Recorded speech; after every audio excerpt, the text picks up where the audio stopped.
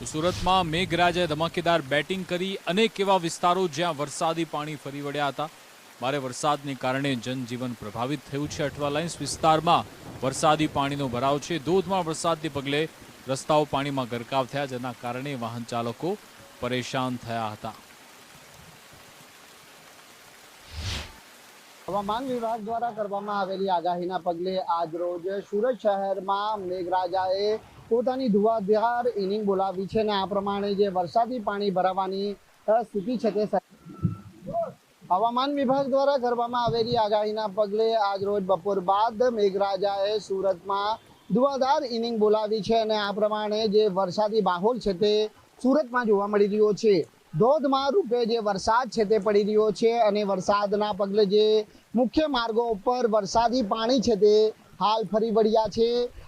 એ તસવીરો આપને બતાવવાનો પ્રયત્ન કરીશું કે જ્યાં રસ્તા ઉપર એટલે કે જે મુખ્ય માર્ગ છે ત્યાં માર્ગ ઉપર પાણી ભરાવાના કારણે વાહન ચાલકોની હાલાકી છે તે હાલ વધી છે। ત્યારે એ તસવીરો પણ આપને બતાવવાનો પ્રયત્ન કરીશું કે જ્યાં સુરતના જે અઠવાલાઇન્સ વિસ્તાર છે જ્યાં જૂની આરટીઓ કચેરી આવેલી છે અને આ જે જૂની આરટીઓ કચેરી રોડ ઉપર રસ્તા પર પાણી ભરાવાની સ્થિતિ સર્જાય છે।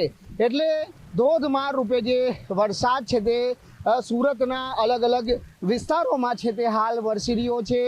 હવામાન વિભાગ તરફથી સુરત સહિત દક્ષિણ ગુજરાતમાં આગામી 3 દિવસ સુધી જે ભારેથી અતિ ભારે વરસાદની આગાહી કરવામાં આવી છે અને તે આગાહીના પગલે આજે સુરતમાં બપોર બાદ છે તે ગાજવીજ અને કડાકા ભડાકા સાથે મેઘરાજાએ ફરી પોતાની ધુવાધાર ઇનિંગ છે તે બોલાવી છે। જોઈ શકાય છે તસવીરોમાં કે ત્યાં પાણી ભરાયા છે, ત્યાં હાલાકી લોકોની કઈ રીતે વધી રહી છે।